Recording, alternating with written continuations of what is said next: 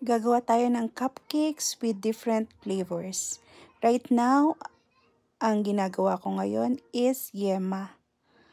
Bali, nilalagyan natin siya ng yema fillings sa loob para mas masarap ang ating cupcake. Yung sumunod naman is strawberry jam. Bali, store-bought ko yung jam para hindi na ako mahirapang magluto ng mga jam, ng mga fruit jam para mas masarap na rin. Yung sumunod naman is blueberry. Bali, ang gagawin ko dito,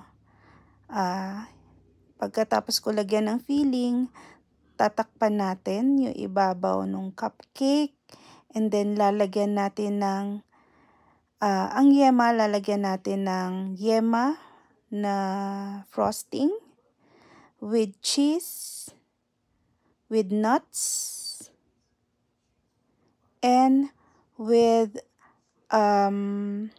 leche plan. Kaya tinawag na yema de leche.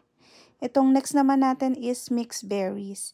Bali, combination siya ng strawberry and blueberry. Kaya mixed berries itong cupcake na to.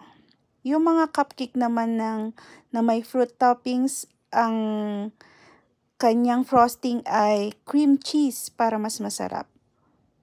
Tamang-tama, kapartner ng mga fruits gaya ng strawberries and blueberries ang ating frosting para mas masarap.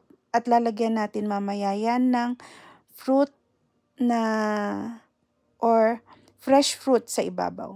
Itong natapos is yung peach and mango na filling. Ito naman, last is yung mango filling.